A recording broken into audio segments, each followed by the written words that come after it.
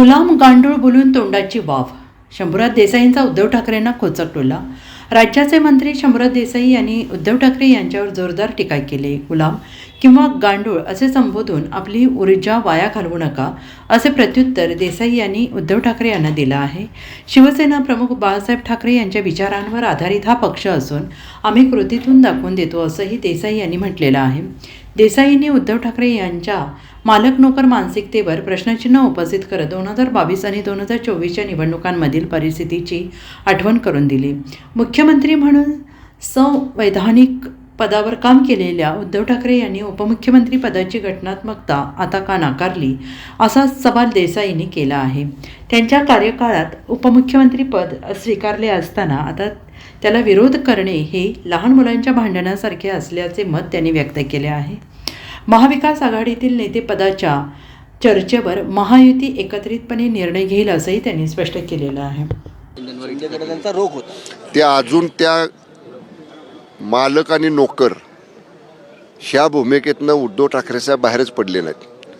त्यांची काम करण्याची ही मानसिकता पहिल्यापासून आहे. मी मालक, बाकी सगळे नोकर. त्यामुळं ती भूमिका घेतल्यामुळं 2022ला काय अवस्था झाली ही त्याने बघितली. 2024ला काय झाली निवडणुकीत ते सुद्धा बघितली. त्यामुळे उगाच तोंडाची वाफ घालवू नका म्हणा, कोणाला तरी गुलाम म्हणून, कोणाला तरी गांडूळ म्हणून. आम्ही बोलत नाही याचा अर्थ आम्ही काय करू शकत नाही असं नाही. आम्ही बोलतो कमी पण करून दाखवतो. 2 वेळा दाखवलंय. 22ला एकदा दाखवलं, 24ला एकदा दाखवलं. असंच उद्धव ठाकरे साहेब बोलत राहिले तर मग असे वारंवार त्यांना आम्हाला काही ना काहीतरी पुढं कृतीतनं करून दाखवावं लागेल.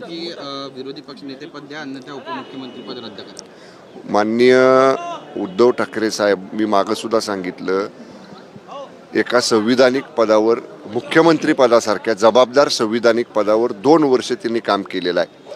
त्यांच्या मंत्रिमंडळामध्ये सुद्धा उपमुख्यमंत्रीपद होतं. मग ते संविधानिक नव्हतं का? मग तुम्ही कसं काय त्या उपमुख्यमंत्र्यांना तुमच्या मंत्रिमंडळामध्ये काम करू दिलं? आणि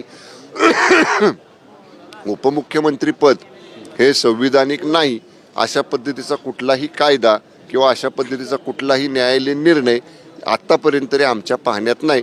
त्यामुळे त्यांच्या काळात उपमुख्यमंत्रीपद चाललं, ते त्यांच्या उपमुख्यमंत्र्यांच्या मांडीला मांडी लावून बसले आणि आता तेच उपमुख्यमंत्रीपद त्यांना चालत नाही. म्हणजे हे परत एकदा मी सांगतो, लहान मुलांच्या खेळण्यात तू माझं काय घेतलंस तर मी तुझं दुसरं काहीतरी काढून घेणार. लहान मुलं जसं खेळताना भांडतात ना, तसं हा लहान मुलांच्या खेळण्यातल्या भांडण्यातल्या प्रकारासारखा आहे. आम्हाला विरोधी पक्ष नेतापद नाही तर तुमचं पण आम्ही उपमुख्यमंत्रीपद काढून घेतो. असं लहान मुलांच्या खेळण्यातल्या भांडणासारखं भांडण करून योग्य नाही. जे तुमच्या काळात तुम्हाला चाललं ते आता का चालत नाही त्याचं उत्तर द्या म्हणावं आधी. Bureau report SVN Marathi, Nagpur.